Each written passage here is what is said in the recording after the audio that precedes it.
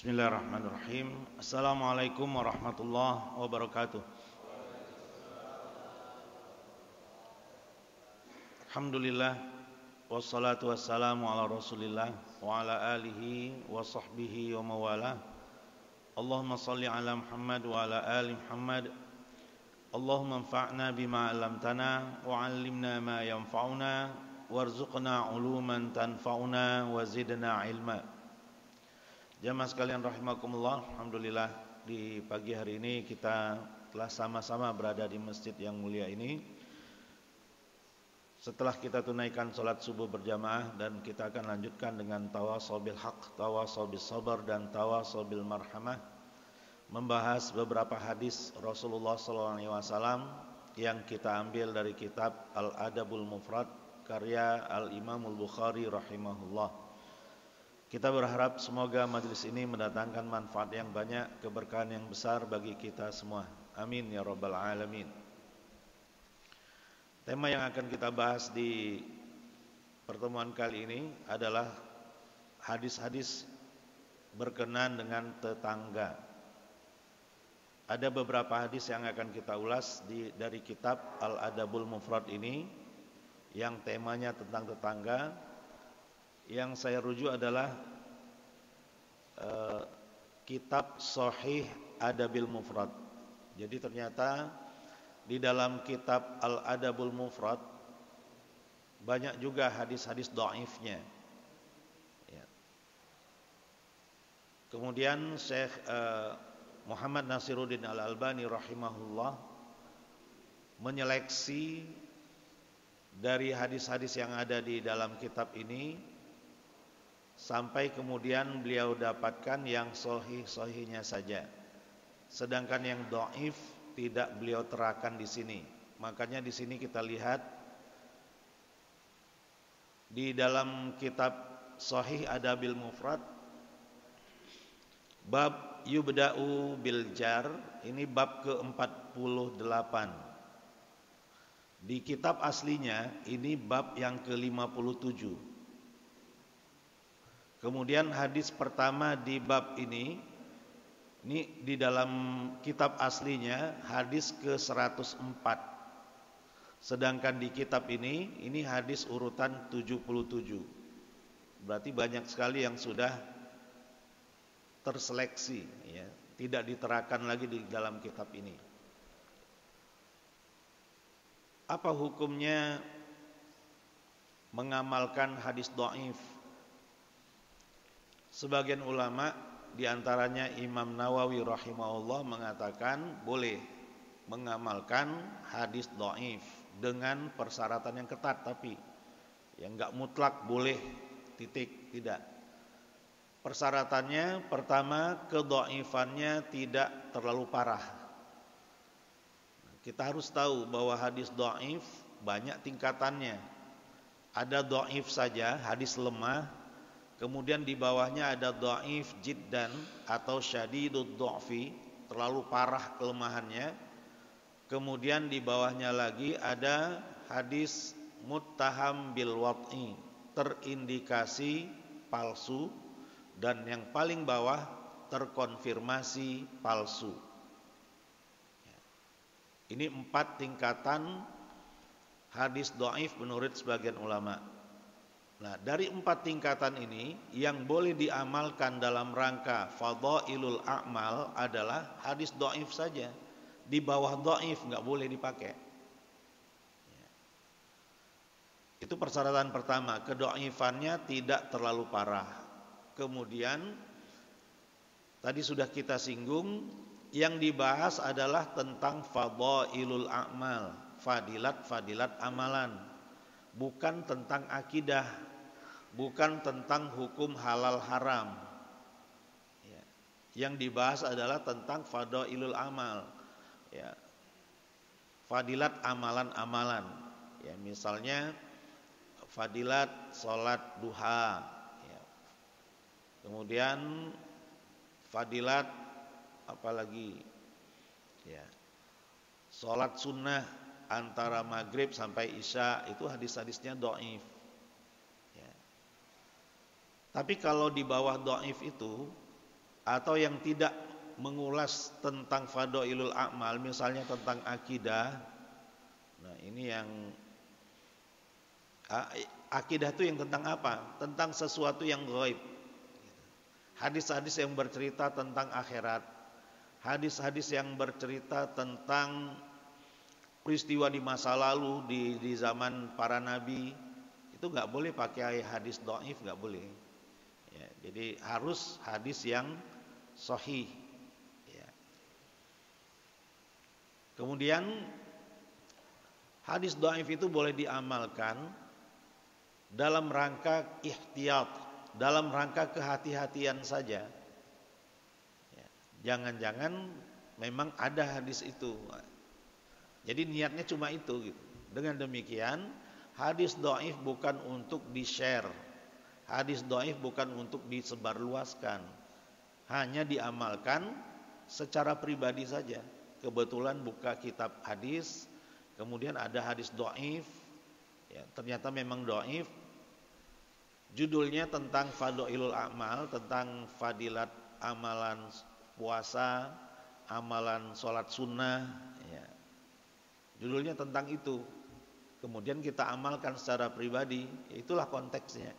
Bukan untuk diajarkan, dipublikasikan. Ya. Ya, masalahnya sekarang ini banyak hadis-hadis yang bukan hanya dhaif, di bawah dhaif.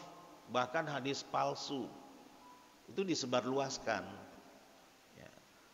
Barang siapa yang hari ininya lebih baik dari hari kemarin, maka dia akan beruntung. Barang siapa yang hari ininya lebih buruk dari kemarin, maka dia terlaknat. Barang siapa yang hari ininya seperti kemarin, maka dia merugi atau tertipu. Di awalnya disebutkan qala Rasulullah SAW bersabda. Padahal Rasulullah nggak pernah ngomong itu. Ya. Itu bukan hadis. Itu adalah cerita seorang tabi'in, ulama memang, ya, ulama tabi'in tentang mimpi yang dia lihat bertemu dengan Rasulullah SAW, dan Rasulullah mengatakan itu, kata beliau. Pertanyaannya, mimpi ketemu Rasulullah itu hadis atau bukan? Ya bukan. Kalau mimpi ketemu Rasulullah adalah hadis, akan banyak yang ngaku-ngaku bermimpi bertemu Rasulullah, dan itu nggak bisa dideteksi. Mimpi nggak bisa deteksi kan, sahih atau tidak gitu. Hadis adalah apa-apa yang bersumber dari Rasulullah SAW sejak beliau diutus sebagai Rasul sampai beliau wafat.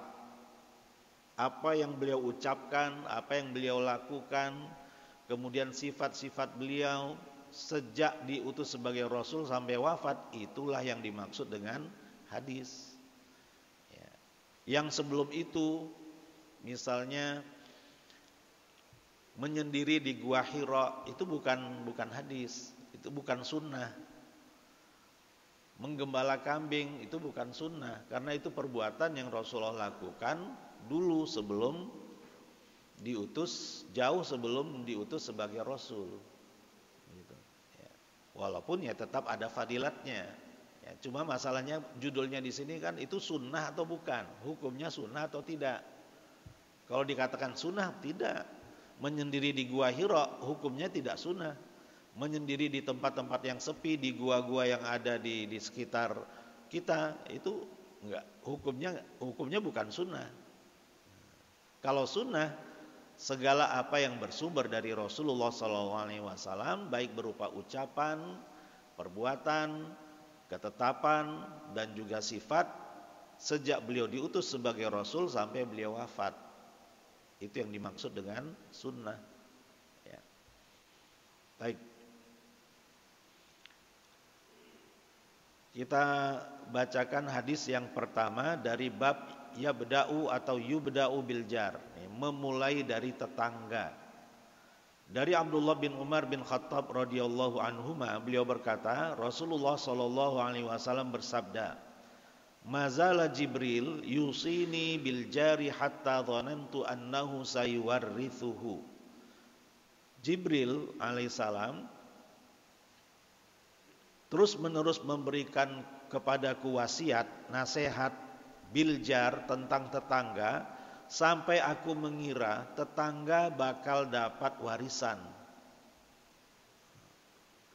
Jadi saking panjang lebarnya malaikat Jibril berpesan tentang tetangga, Rasulullah SAW sampai berpikiran ini jangan-jangan tetangga dapat warisan juga ini. Gitu. Kalau dapat warisan berarti tetangga itu sama dengan nasab. Itu yang difikirkan oleh Rasulullah, tapi itu nggak terjadi. Ya. Ungkapan ini menggambarkan betapa mulianya posisi tetangga itu. Masing-masing kita statusnya adalah tetangga. Kita adalah tetangga kita. Tetangga kita adalah tetangga kita, gitu kan? Artinya ini berkaitan dengan kita semua. Kalau di hadis yang lebih panjang lagi, ketika itu ada 2 orang sahabat suami istri ingin bertemu Rasulullah SAW. Tetapi beliau atau kedua suami istri ini mendapatkan Rasulullah sedang ngobrol dengan seseorang dan mereka tidak ingin mengganggu. Sampai menunggu lama sekali mereka menunggu.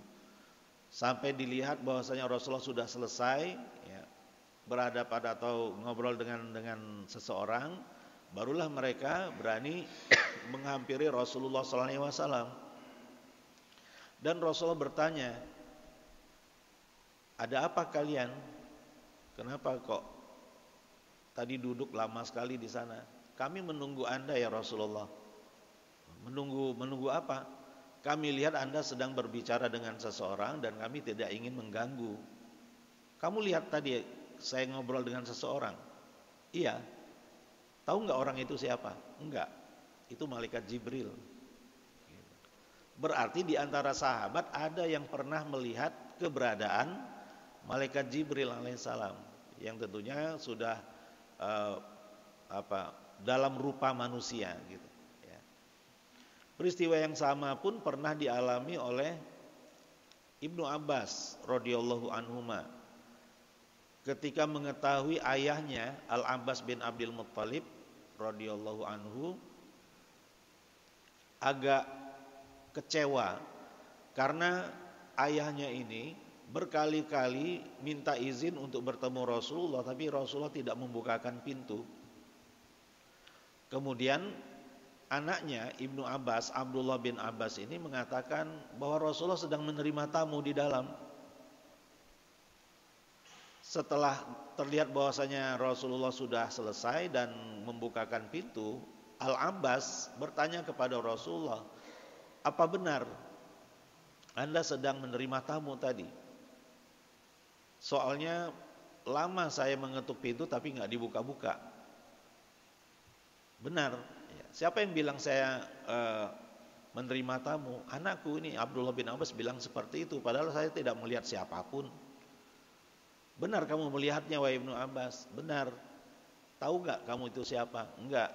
Itu malaikat Jibril. Nah, jadi keberadaan malaikat Jibril kadang-kadang terlihat oleh sebagian sahabat. Nah, dalam cerita Ibnu Abbas ini berarti Ibnu Abbas dapat melihatnya, sedangkan ayahnya tidak dapat melihatnya. Gitu. Ya, jadi beda status ini antara ayah dan anak. Jadi itu cerita panjangnya. Nah, ketika sudah bertemu dengan suami istri tadi, Rasulullah SAW menyatakan, mazala Jibrilu yusini bil jari hatta dhanantu annahu sayuwarithu. Ya. Jibril terus menerus memberi wasiat, memberi nasihat kepadaku tentang tetangga, tentang status tetangga, sampai aku mengira tetangga dapat mewarisi atau mewariskan hartanya. Yang tentunya tidak, kecuali tetangganya itu keluarga. Ya, ada potensi peluang untuk mendapatkan warisan. Ini pertama. Hadis yang berikutnya dari Abdullah bin Amr bin As radhiyallahu anhuma, annahu dzubihat lahu syatun. Suatu kali seekor kambing disembelih atas perintahnya. Faja'ala yaqulu li ghulamihi, dan dia mengatakan kepada pembantunya, ghulam ini pembantu tetapi umurnya masih muda, maka disebut ghulam. Ya. Secara harfiah ghulam artinya remaja, anak remaja atau anak yang sudah balik lah, ya ghulam. Tetapi seringkali pemakaiannya untuk pelayan, ya pelayan yang sudah balik gitu. Abdullah bin Amr berkata kepada pelayannya, ahadaita li jarinal yahudi, apakah engkau telah berikan sebagian dari daging ini kepada tetangga kita yang orang Yahudi itu? Ahadaita li jarinal yahudi, sampai 2 kali beliau mengucapkan itu. Sami'tu Rasulullah sallallahu alaihi wasallam yaqul, aku pernah mendengar Rasulullah sallallahu alaihi wasallam berpesan, mazala Jibrilu yusini bil jari hatta dhanantu annahu sayuwarrithuhu. Jadi Abdullah bin Amr menceritakan hadis Abdullah bin Umar tadi, bahwasanya Jibril lama sekali ngobrol dengan Rasulullah sampai Rasulullah mengira tetangga akan berhak mendapatkan warisan. Dari hadis yang kedua ini berarti yang namanya tetangga, ya tetangga, baik muslim ataupun non muslim, selama dia itu berada di sekitar rumah kita, apapun agamanya, dia tetangga yang punya hak.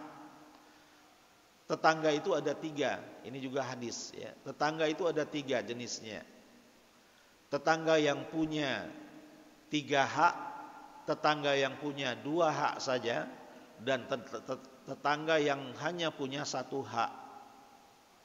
Tetangga yang punya 3 hak adalah tetangga yang tentunya sama-sama muslim dan dia masih punya hubungan kekerabatan, ya, masih saudara.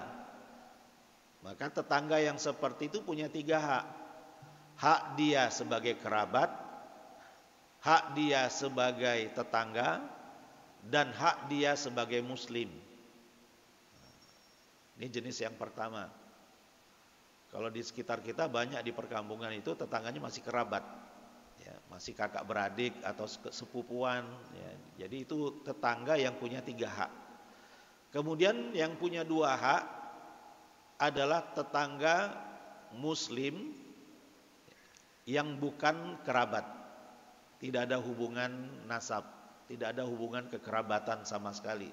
Dia mempunyai 2 hak, hak dia sebagai tetangga dan hak dia sebagai muslim. Ya, hak dia sebagai muslim, ya kalau dia sakit dijenguk, ya kalau dia wafat ya diurus jenazahnya, diantar ke pekuburan, ya. Kalau dia bersin mengucapkan alhamdulillah, ya kita harus wajib mengucapkan yarhamukallah. Begitu seterusnya, banyak hak-haknya. Kemudian yang cuma punya 1 hak adalah tetangga yang kafir. Ya. Haknya cuma 1, yaitu hak dia sebagai tetangga. Di perumahan-perumahan itu yang kita rasakan. Ya. Banyak yang bertetangga dengan non muslim, ya. Di perumahan, ya di sini di Royal ini atau di Banjar atau di muslimnya cuma 1, selebihnya non muslim semua gitu. Yang seperti itu banyak, ya. Jadi tetangga-tetangganya mempunyai 1 hak saja, yaitu hak sebagai tetangga. Apa hak sebagai tetangga? Di antaranya aibnya nggak boleh diumbar, ya, kan kita kadang-kadang tahu kan, ya, pernah terjadi cekcok antara tetangga kita, suami istri cekcok, nah itu kan aib. Itu nggak boleh kita ceritakan sama orang lain, kecuali memang ada kepentingannya, ya, karena tidak kunjung reda, maka kita lapor ke RT, gitu kan? Nah, itu nggak masalah. Yang masalah adalah kalau nggak ada kepentingan kita cerita kemana-mana, gitu. Itu nggak boleh, ya. Tidak boleh kita ceritakan kalau tidak ada kemaslahatannya, ya. Itu diantara hak tetangga. Ya, secara khusus mungkin bisa kita baca ya, hak-hak lainnya melekat di urusan muamalat, urusan keseharian ya. Kalau kita ini diantaranya ya, rumah kita nempel dengan tetangga kita, kemudian kita akan pindah ke tempat lain, rumah kita akan kita jual. Sebenarnya yang pertama yang harus mendapatkan penawaran adalah tetangga kita. Jangan belum apa-apa nawarin ke orang lain. Ini yang jarang-jarang diamalkan ya, mungkin karena nggak tahu. Yang pertama yang berhak untuk mendapatkan penawaran ya terserah dia mau beli atau enggak kan. Yang penting ditawarkan saja adalah tetangga. Ya, jangan-jangan dia memang selama ini mendambakan kalau rumah kita itu bisa dia miliki, bisa dia beli gitu. Dia lebih berhak untuk mendapatkan penawaran pertama gitu. Ya masalah jadi atau enggak ya itu urusan dia gitu kan ya. Ketika tetangga kita bangun rumah, ingin renovasi, katakanlah ingin renovasi, kemudian dia terpaksa menempelkan alat atau apa penyangga di tembok kita, nah itu harus kita izinkan. Gitu. Jangan mentang-mentang itu milik kita nggak izinin, jangan nggak boleh, ini punya saya, nah, nggak boleh seperti itu. Ya, jadi walaupun itu milik kita harus legowo kita berikan. Ya tentunya kalau kita ingin renovasi rumah, ya izin dulu tetangga kanan, kiri, depan, belakang. Ya sampaikan saya mau renovasi, pasti akan ada debu, ya akan ada material gitu kan, macam-macam nanti. Ya, yang akan sedikit banyaknya akan mengganggu tetangga-tetangga kita. Kita harus ngomong dulu. Ya, kan adab-adab seperti ini, ya sebenarnya secara feeling kita udah ngerti itu. Gitu. Tapi itulah yang sudah dibahas lama di dalam Islam gitu. Ya, jadi tetangga itu mirip-mirip keluarga kita sendiri. Bahkan bisa jadi lebih dekat dari keluarga kita. Ya, yang tahu keseharian kita, yang tahu kita berangkat jam berapa, pulang jam berapa itu tetangga. Gitu. Ya. Yang tahu warna mobil kita, kalau mobil ini kalau kendaraan ini punya si fulan. Ini tetangga kita yang paling hafal itu. Ya, sampai stylenya, walaupun dia nggak melihat, kalau ada kendaraan yang lewat di depan rumah, stylenya gini, ini si fulan ini si fulan, udah hafal gitu. Ya namanya juga tetangga. Jadi bisa jadi lebih baik, lebih dekat ya tetangga itu daripada kerabat kita. Kalau ada apa-apa, mereka yang lebih tahu tentang kita. Kalau ada apa-apa ya seharusnya ya kita sebagai tetangganya yang lebih dulu memberikan tawaran untuk menolong misalnya. Oh ternyata tetangga kita kena COVID, ya kita yang pertama harus bergerak. Gitu. Ya. Kemudian dari hadis ini juga, ya, ahadaita lijarinal Yahudi. Ini Yahudi, ya, bukan hanya kalau kita kan nggak ada orang Yahudi di sini. Gitu. Adanya orang selain Yahudi. Nah, artinya kan kalau dikatakan Yahudi ini adalah representasi dari manusia yang paling memusuhi Islam dan umat Islam. Yang paling memusuhi Rasulullah dan membenci Rasulullah adalah orang Yahudi. Tapi itu pun mendapatkan tempat dalam ajaran Islam. Kalau dia menetap di wilayah Islam, bertetangga dengan seorang Muslim, Muslim itu pun harus menganggap dia sebagai tetangga yang berhak untuk disapa, berhak untuk, bukan berhak ya, sangat utama untuk mendapatkan hadiah-hadiah dari kita, hadiah makanan misalnya. Ya, dia lebih berhak daripada tetangga yang lebih jauh, walaupun Muslim begitu. Ya, jadi tetangga-tetangga kita tidak boleh berpikiran lah dia kan non Muslim, nggak boleh. Selama dia tetangga, dia lebih berhak mendapatkan kebaikan-kebaikan kita. Gitu. Itu diantara yang bisa kita ambil pelajaran dari hadis ini. Kita lanjutkan. Babu yuhdi ila aqrabihim baban. Yuhdi dari kata hadiah, ya. Memberi hadiah kepada yang pintunya lebih dekat. Dari Aisyah radhiyallahu anha, beliau berkata, aku bertanya, ya Rasulullah, innali jarain, aku punya dua tetangga, fa ila ayyihima ahdi atau uhdi. Siapa yang lebih aku utamakan untuk aku berikan hadiah? Rasulullah SAW menjawab, ila aqrabihima minki baban, yang pintunya lebih dekat kepadamu, kepada pintu rumahmu. Nah, kalau di komplek yang paling dekat pintu rumahnya yang mana? Yang depan atau yang samping? Ya tergantung pagarnya tinggi atau enggak. Ya. Kalau pagarnya terlalu tinggi udah enggak kelihatan itu. Ya. Atau yang berada di belakang rumah kita itu udah enggak kelihatan. Walaupun belakang-belakangan tapi beda klaster. Ya, untuk ke rumah dia harus muter dulu. Nah, itu berarti jauh. Walaupun dia persis berada di belakang rumah kita. Yang lebih dekat adalah kemungkinan kanan atau kiri ataupun depan. Ya, tetapi ini bukan satu kewajiban. Ya, bukan satu kewajiban, tapi yang paling utama. Ya, kalau yang paling utama ya berarti ya boleh diutamakan dan boleh juga tidak diutamakan.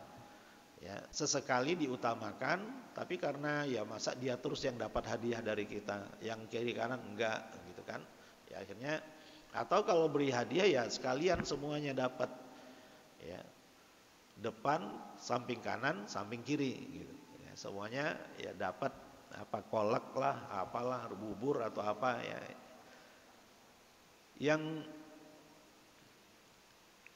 apa ya? Jangan dilihat hadiahnya ya. Kita kalau dapat hadiah dari siapapun kita akan senang walaupun kita nggak butuh hadiah itu. Ya, walaupun belum tentu kita pakai apa yang dihadiahkan itu. Ya, tapi pertama kita merasa senang dapat hadiah. Kalau hadiah pasti gratis kan. Nah, gitu. Senang kita. Nah, begitu juga dengan tetangga-tetangga kita. Mereka senang dapat kita, berarti kita punya perhatian dengan dia gitu kan. Karena kita kasih hadiah pakai piring, lagi kuenya pakai piring kita, piringnya nanti aja dikembalikan ya. Nanti sore dia kembalikan udah berisi itu piring. Gitu. Padahal kita tidak berharap balasan. Nah, jadi akan apa ya? Sejuk jadinya gitu. Ya. Kehidupan dalam lingkungan tempat tinggal kita jadi sejuk karena saling menyapa, ya, saling bertukar hadiah. Ya. Jadi enak kita menjadi warga di satu tempat walaupun sebenarnya itu kebanyakan non muslim ya. Tetapi mereka ramah-ramah, malah mungkin lebih ramah dari yang muslim gitu ya. Jadi itu teknisnya ya. Kalau memberi hadiah, hadiahnya cuma satu, mana yang mau diberikan hadiah, yang akan mendapatkan hadiah kita itu yang mana? Padahal ada beberapa rumah. Rasulullah mengatakan yang paling dekat pintunya denganmu. Nah, itu yang diutamakan. Bab berikutnya, al-adna fal-adna minal jiran. Yang lebih dekat kemudian yang paling dekat dari jiran ya. Kalau kita kan jiran tetangga. Jiran itu tetangga. Jiran jamak dari jar. Jarun artinya tetangga. Jamaknya jiran. Ya. Kita pun pakai jiran tetangga gitu kan. Nah, jadi dua-duanya dapat, bahasa Arabnya dapat, bahasa Indonesianya dapat. Maksud judul bab di sini, yang namanya tetangga itu yang mana? Ya. Rumah kita di sini. Kemudian yang tetangga yang mana? Yang kanan, kiri, depan, belakang. Kalau memang semuanya tetangga kita, berapa rumah ke kanan, ke kiri, ke depan, ke belakang? Ternyata 40. Tapi ini bukan hadis ya.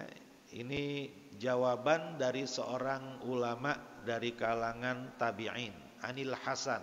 Ya, kalau Al Hasan biasanya Hasan Basri radhiyallahu anhu rahimahullah, seorang tabi'in, bahwasanya beliau pernah ditanya tentang jar, tentang tetangga. Tetangga itu yang mana? Beliau menjawab, arba'ina daran amamahu, 40 rumah ke depan, wa arba'ina khalfahu, 40 rumah ke belakang, wa arba'ina an yaminihi, 40 rumah ke samping kanan, wa arba'ina an yasarihi, 40 rumah samping kiri. Ya, satu klaster berarti. Ya, bahkan udah beda klaster bisa, ya. Karena patokannya 40 di sini, depan, belakang, kanan dan kiri. Itulah yang disebut tetangga. Tapi sekali lagi ini athar, ya. Ada hadis, ada athar. Apa beda hadis dengan athar? Kalau hadis patokannya Rasulullah SAW, sandarannya Rasulullah SAW. Kalau sandarannya sahabat, cerita sahabat, nasihat tabi'in, itu biasanya disebut athar, ya. Tidak disebut hadis. Walaupun sebagian ulama tetap aja mengatakan itu hadis, ya. Tapi sebagian ulama lainnya membedakan, ya, antara hadis dengan athar, ya. Jadi kita ingat tadi tentang 40 rumah itu ada dasarnya. Ya, tentang 40 rumah kanan, kiri, depan, belakang ada landasan hukumnya di dalam hadis atau athar. Bab man aghlaqal bab 'alal jar. Bab tentang orang yang tidak membukakan pintu kepada tetangganya, untuk tetangganya. Dari Abdullah bin Umar bin Khattab radhiyallahu anhuma, beliau berkata, laqad ata alaina zamanun au qala hinun, telah datang kepada kita zaman atau waktu, wa ma ahadun ahaqqu bidinarihi wa dirhamihi min akhihil muslim, ya, di mana seseorang tidak berhak terhadap dinarnya atau dirhamnya dibanding saudaranya sesama muslim. Thummal an ad-dinaru wa dirham ahabbu ila ahadina min akhihil muslim. Ya. Jadi telah datang zaman di mana tidak ada seseorang pun yang lebih berhak terhadap dinar dan dirhamnya dibanding saudaranya sesama muslim. Itu sudah lewat. Sedangkan sekarang, thummal an, sekarang ini dinar dan dirham lebih kita cintai, lebih dicintai oleh seseorang dari kita dibanding saudaranya sesama muslim. Artinya sudah mulai egois gitu, ya. Individualis. Ya, sudah tidak lagi atau kurang memperhatikan kondisi tetangganya karena kecintaannya terhadap dirham atau hartanya, tidak mau membantu tetangganya. Aku pernah mendengar Rasulullah SAW bersabda, kam min jarin muta'alliqun bijarihi yaumal qiyamah, yaqulu ya Rabb hadza aghlaqa babahu duni famana'a ma'rufahu. Berapa banyak tetangga yang akan mengait-ngaitkan satu masalah kepada tetangganya di hari kiamat nanti. Jadi tetangga-tetangga akan mengeluh kepada Allah di hari kiamat nanti tentang profil tetangganya. Nah, dia mengatakan, ya Rabb, wahai Tuhanku, hadza, tetanggaku ini, aghlaqa babahu duni, selalu menutup pintunya supaya tidak dapat menerimaku, famana'a ma'rufahu, dan dia enggan untuk memberikan kebaikannya kepadaku. Ya. Jadi jangan sampai kita seperti ini, ya. Kita idealnya sebagaimana beberapa hadis yang kita sudah singgung sebelumnya, punya kepedulian kepada tetangga-tetangga kita. Nah, saya teringat syariat zakat fitrah, ya zakat fitr sebenarnya namanya ya.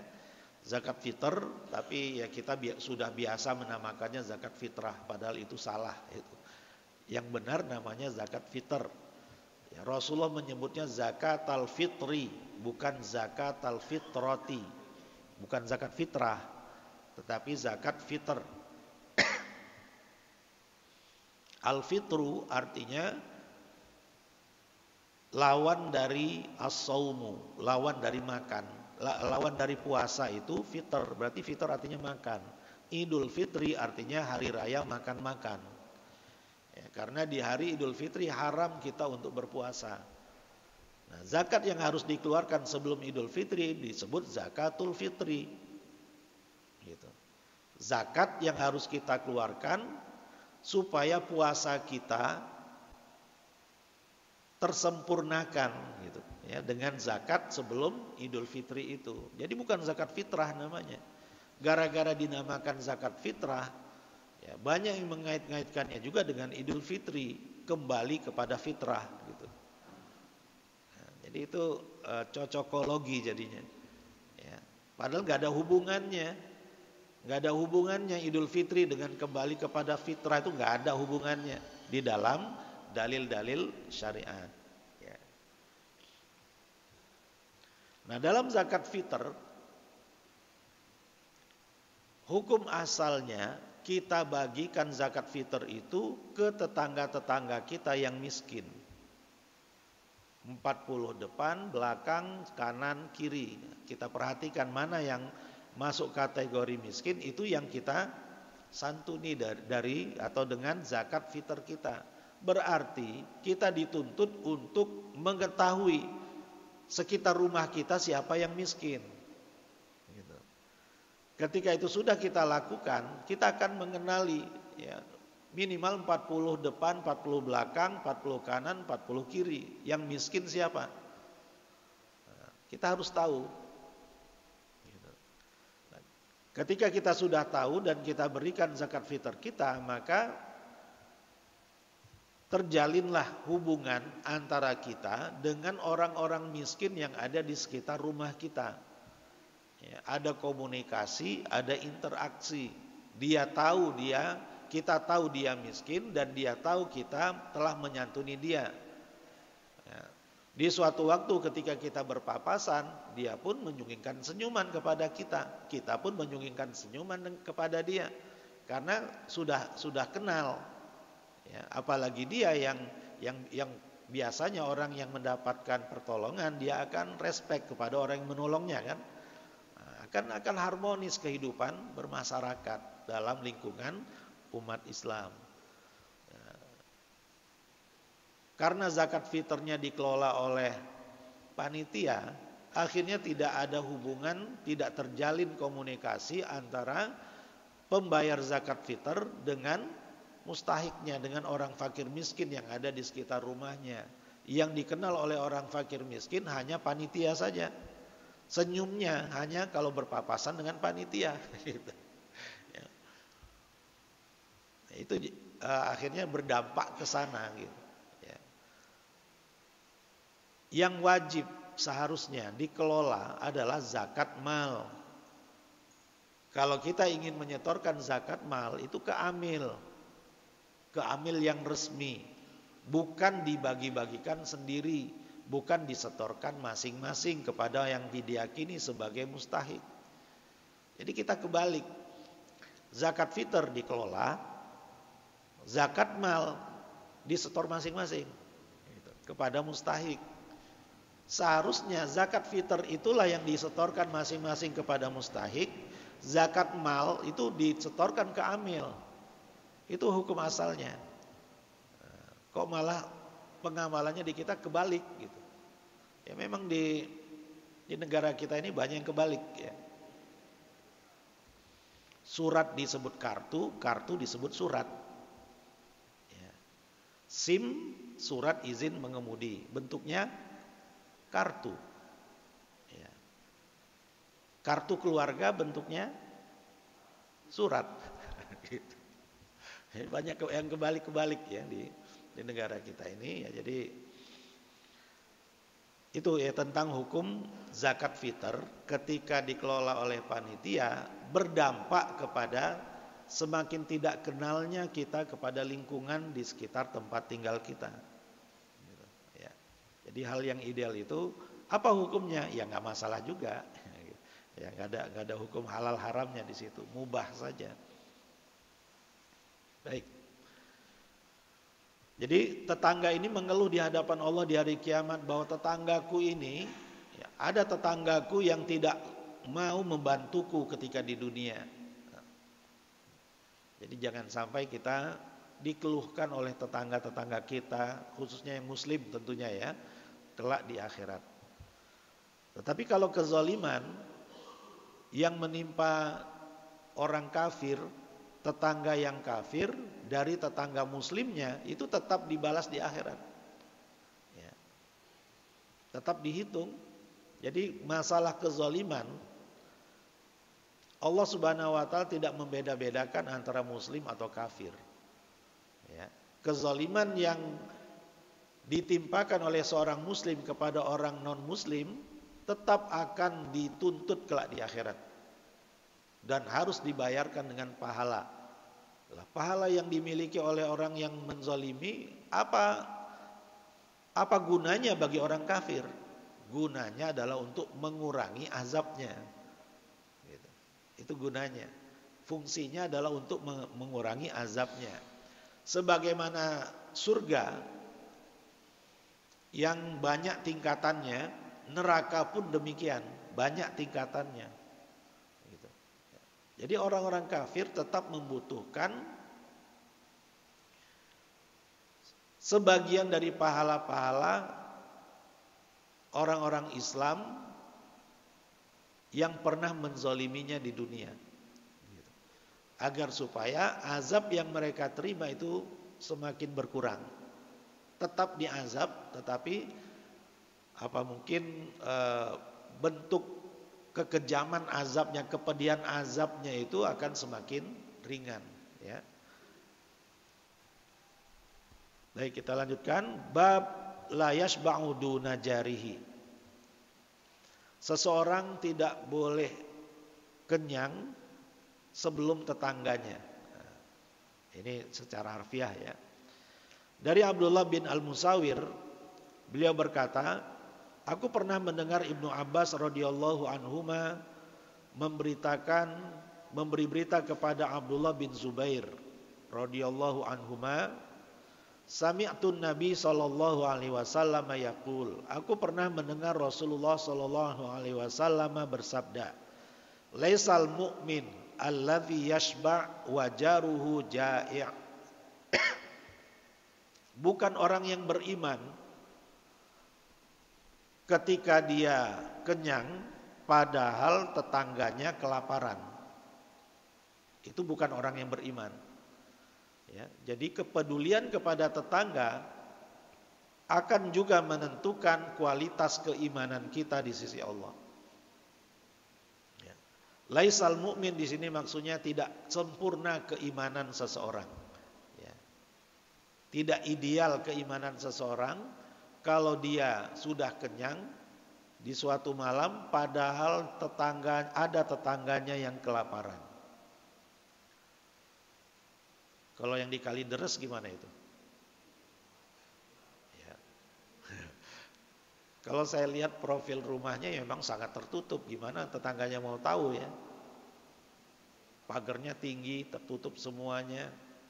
Ya, sampai baru diketahui sudah meninggal beberapa hari kemudian, itu kan ya kalau mau dikatakan wajar ya nggak wajar juga sebenarnya sih. Ya, tapi ya gimana orang-orang mau tahu kalau tertutup seperti itu kan? Ya. Ya semoga tetangga-tetangganya dimaafkan oleh Allah Subhanahu wa taala gitu kan. Ya karena mereka nggak tahu sama sekali, ya, sikapnya juga tertutup, mungkin juga jarang-jarang wallahu alam lah ya. Ya, sangat tertutup, jarang berinteraksi dengan masyarakat setempat, Itu kata RT-nya seperti itu.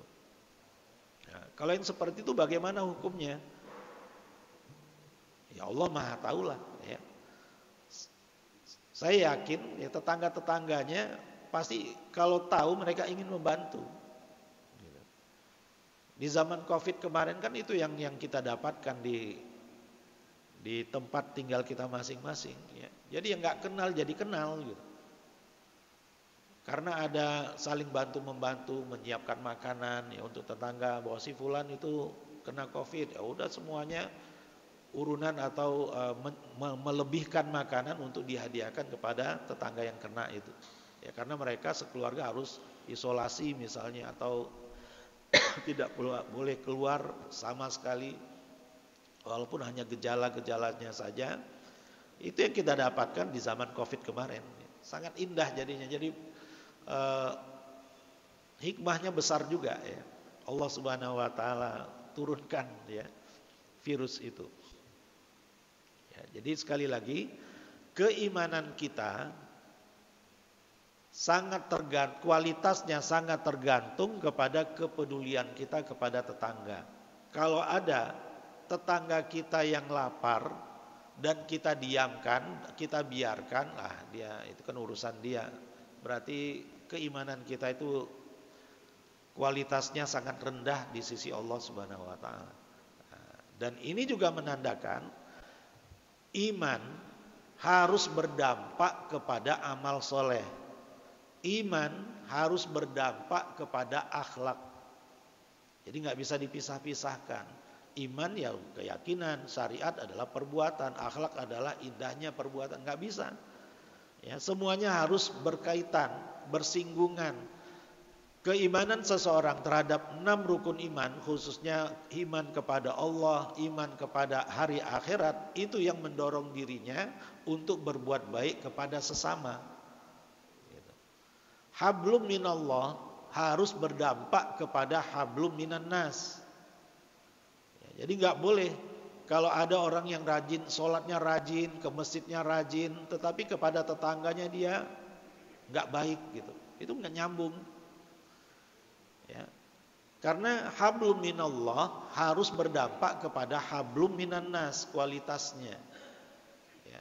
Wa aqimis sholata inna sholata tanha anil fahsya wal munkar. Salat adalah hablum minallah. Tanha anil fahsya wal munkar hablum minan nas. Ya, jadi salat kita harus berdampak kepada kualitas akhlak kita kepada sesama. Kita tidak doyan untuk menzalimi siapapun. Tanha anil fahsya wal munkar. Gitu. Ya, jadi kalau ada yang berpikiran yang penting saya salat, yang penting saya puasa, ya, walaupun dalam hubungan dengan sesama dia nggak baik, ya itu bukan masalah menurut dia. Itu nggak ngerti berarti, nggak paham. Allah Subhanahu Wa Taala nggak butuh puasa kita. Allah tidak butuh solat kita. Kita mau solat ataupun tidak solat, Allah tetap maha besar, Allah tetap maha mulia.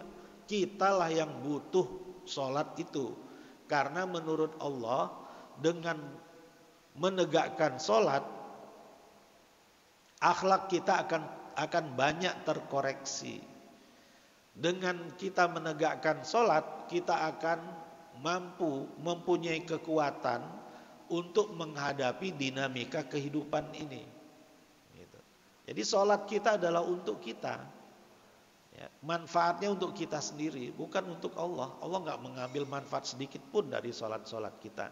Ya, jadi keimanan kita, keislaman kita harus berdampak kepada hablum minan nas. Atau bisa kita jadikan kualitas hablum minan nas kita itu sebagai ukuran apakah sholat kita sudah diterima atau tidak. Kita ukur dengan akhlak kita kepada sesama. Ya, kalau kita dirasa oleh tetangga-tetangga kita sebagai tetangga yang baik, alhamdulillah.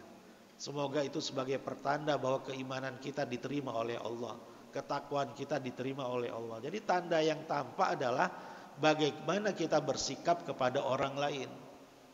Ya. Karena memang itulah fungsi ibadah mahdhah yang Allah syariatkan, ya, untuk memperbaiki kondisi akhlak kita. Ya, Rasulullah Shallallahu Alaihi Wasallam diutus untuk menyempurnakan akhlakul karimah. Innama bu'itsu liutammima makarimal akhlak. Ya. Padahal Rasulullah adalah individu yang paling rajin sholat, paling rajin puasa, paling rajin qiyamul lail. Itu Rasulullah. Beliau seperti itu untuk apa? Liutammima makarimal akhlak, untuk menyempurnakan akhlakul karimah supaya bisa dicontoh oleh seluruh umatnya. Gitu. Bahwa berislam itu bukan hanya dengan sholat. Ya.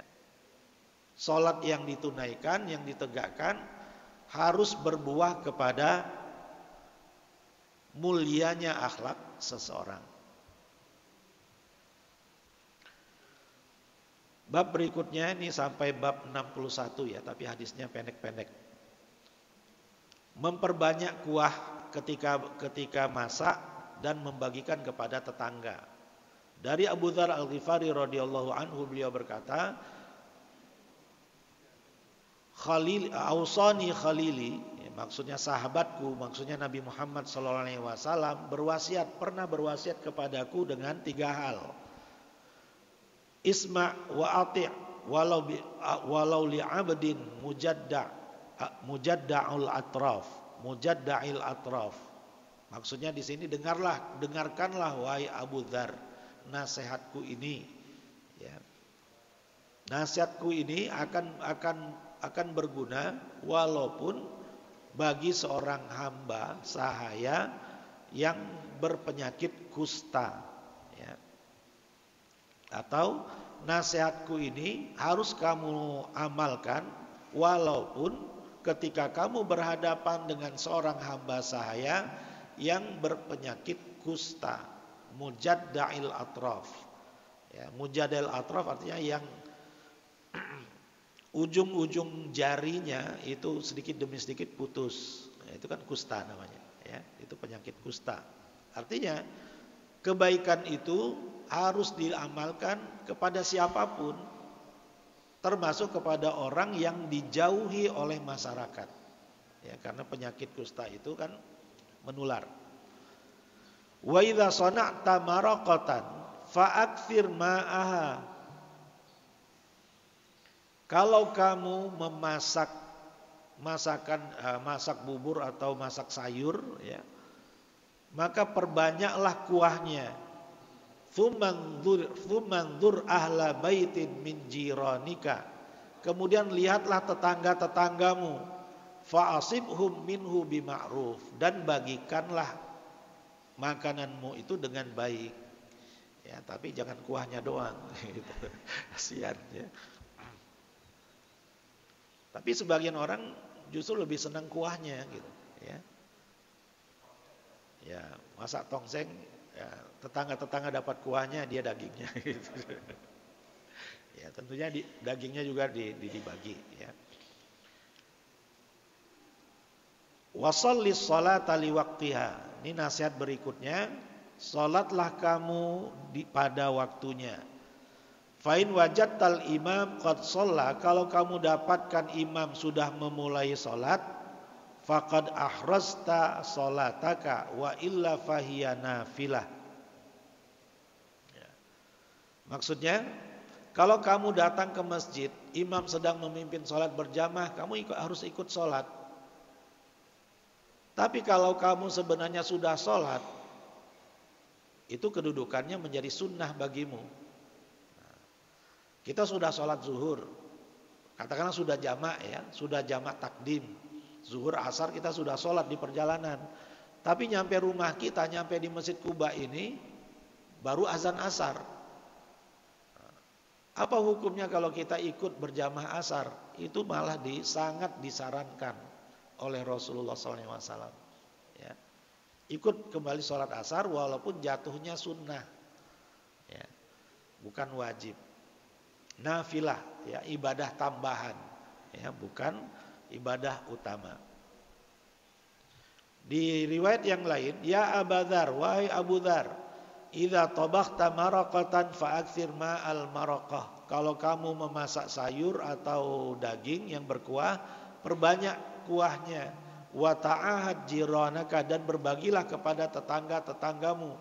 Awiqsim fi jiranika, atau bagikanlah kepada tetangga-tetanggamu. Jadi sangat disarankan bagi kita umat Rasulullah SAW untuk berbagi makanan kepada tetangga-tetangga kita. Tapi tetangga kita non muslim, ya yang Rasulullah nyatakan tetangga. Tidak Rasulullah katakan tetangga yang muslim saja, nggak ada pembatasan muslim atau non muslim di sini. Selama dia tetangga kita, ya dia tetangga kita yang punya hukum tetangga gitu. Ya, kita bisa berbagi makanan kepada mereka walaupun mereka non muslim. Ya.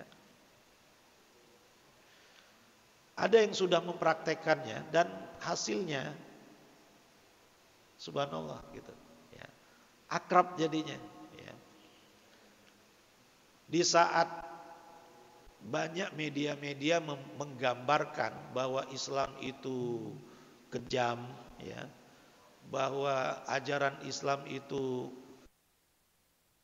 manusia yang radikalis, teroris, ya. Tapi ketika mendapatkan dia akrab dengan tetangga-tetangganya, suka berbagi dengan tetangganya, informasi itu sudah nggak akan ditelan sama tetangga-tetangganya yang non muslim itu. Ya. Sebagaimana kejadian di Qatar beberapa hari terakhir ini kan. Ya.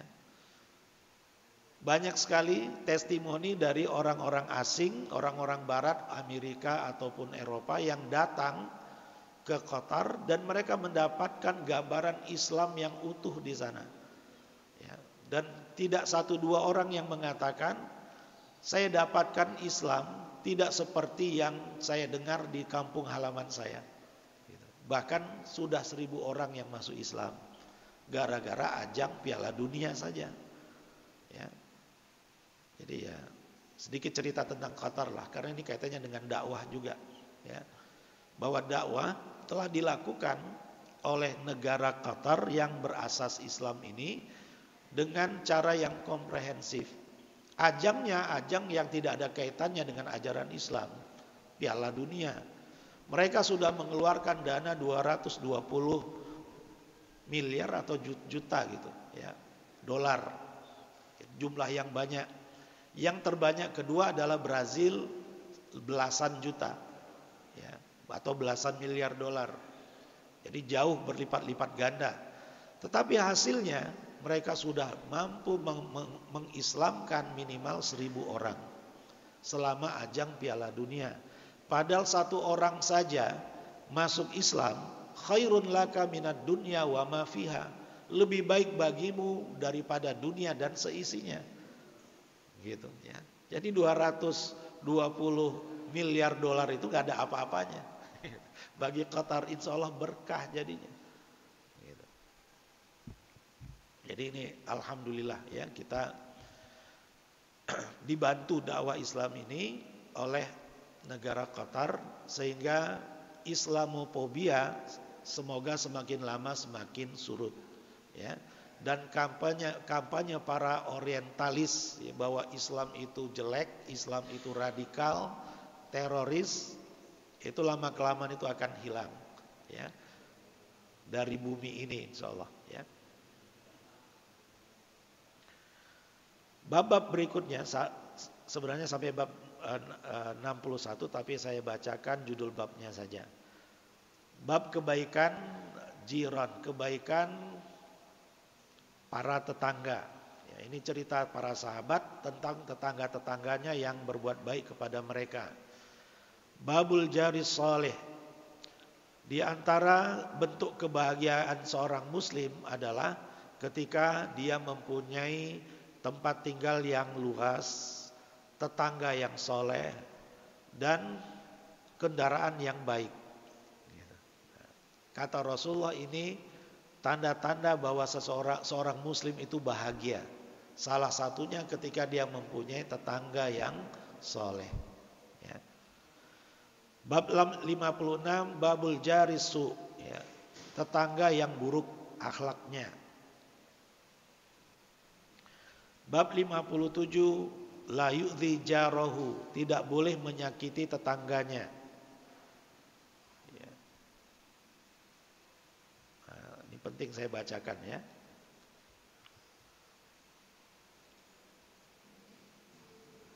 Dikatakan kepada Nabi SAW, ya Rasulullah, sesungguhnya si fulanah itu tahajud di malam hari, berpuasa di siang hari, banyak beramal soleh, bersedekah, tetapi dia juga suka menyakiti tetangga-tetangganya dengan lisannya. Rasulullah SAW pun mengatakan, tidak ada kebaikan sama sekali dalam dirinya. Dia termasuk penghuni neraka. Padahal qiyamul lailnya rajin, puasa sunnahnya rajin, tapi suka menyakiti hati tetangga dengan lisannya. Rasulullah katakan gak ada kebaikannya sama sekali. Padahal benar-benaran dia qiyamul lail, bukan hanya sholat 5 waktu, qiyamul lail. Ya, makanya atau kita lengkapi dulu, kita sempurnakan. Qalu, kemudian para sahabat bercerita, ada fulanah lainnya, dia rajin sholat, rajin sedekah, tidak pernah menyakiti seorang pun. Rasulullah SAW pun mengatakan, hiya min ahlil jannah, dia calon penghuni surga. Berarti yang diinginkan oleh Islam kepada kita, kita rajin mengamalkan ibadah mahdhah dan kita pun berbuat baik kepada sesama. Ya. Dan harus ada hubungannya antara ibadah mahdhah dengan kebaikan akhlak kita kepada sesama. Yang menjadikan akhlak kita mulia adalah ibadah-ibadah yang kita tunaikan. Gitu. 58, la tahqiranna jaratan li jaratiha walau firsana syatin. Seorang tetangga tidak boleh merendahkan tetangga lainnya ketika tetangga itu mengantarkan makanan yang biasa-biasa saja. Firsana syatin artinya kikil gitu. Padahal kalau di kita kikil itu ya lumayan juga enak ya. Apalagi kalau di gulai gitu ya, gulai kikil, mantap ya. Tetapi mungkin di zaman Rasulullah SAW itu tidak banyak diolah firsana syatin itu. Jadi kikil itu nggak banyak dijadikan makanan. Nah, dianggap sebagai makanan rendahan lah gitu kan. Ya. Makanya Rasulullah katakan, janganlah seorang tetangga merendahkan tetangga lainnya gara-gara dia menghadiahkan firsana syatin tadi, menghadiahkan hanya kikil bukan dagingnya. Ya, karena dagingnya mungkin dia nggak punyanya cuma kikil gitu. Ya. 59 bab syikayatul jar ya. Laporan tetangga, keluhan tetangga kepada tetangganya yang buruk itu juga jangan sampai. Ya, jangan sampai ada tetangga kita yang komplain ke RT bahwa kita ini jahat gitu ya. Jangan sampai ya. Kita harus menggambarkan ini kita sebagai muslim ya. Dalam arti yang sebenarnya ya, harus menyejukkan dalam sikap-sikapnya kepada orang lain. Gitu. Kita masing-masing kita punya amanah dari Allah Subhanahu wa taala untuk menggambarkan keindahan Islam itu kepada orang lain. Jangan sampai ada orang yang gara-gara buruknya akhlak kita mengait-ngaitkan kita dengan ajaran Islam. Itulah orang Islam itu seperti itu. Itu gara-gara kita. Gara-gara kita nggak disiplin, parkirnya sembarangan. Itulah orang Islam itu seperti itu. Jangan sampai. Ya. Dalam diri kita ada label Islam. Ya. Yang harus kita jaga kehormatannya, kemuliaannya. Ya. Sekali lagi jangan gara-gara perbuatan kita tetangga kita mengait-ngaitkan keburukan akhlak kita dengan Islam. Gitu. Apalagi lembaga-lembaga yang sengaja memakai label Islam. Ya. Jangan sampai menodai kemuliaan Islam itu sendiri. Ya, lembaga Islam kok korupsi, gitu. Atau malah terakhir ada Basnas, ya, Basnas Bengkulu, bendaharanya korupsi 1 miliaran gitu. Badan amil zakat, jadi uang zakat dari ASN-nya dikorupsi, gitu. Itu kan memalukan Islam. Ya. Nah, kita jangan sampai, Allahul musta'an. Ya. Dan terakhir, 60, man adza jarahu hatta yakhruj. Ya. Intinya seseorang itu tidak boleh menyakiti tetangganya. Dan terakhir, bab jaril Yahudi, tetangga yang beragama Yahudi. Ya. Ini sama dengan hadis yang pertama tadi dari Abdullah bin Umar dan Amr bin As. Ya, dan Abdullah bin Amr bin As. Ya, bahwa ketika Abdullah bin Amr menyembelih seekor kambing, Abdullah bin Umar menyembelih seekor kambing, beliau memerintahkan pembantunya, pelayannya untuk membagikan dagingnya juga kepada tetangganya yang Yahudi. Jadi tetangga tidak boleh kita beda-bedakan. Selama dia tetangga kita, dia berhak mendapatkan kebaikan-kebaikan kita. Wallahu a'lam bishawab. Ini saja hadis-hadis yang bisa saya sampaikan di kesempatan pagi hari ini. Semoga bermanfaat. Wabillahi hidayah wat taufiq wal afu minkum. Wassalamualaikum warahmatullahi wabarakatuh.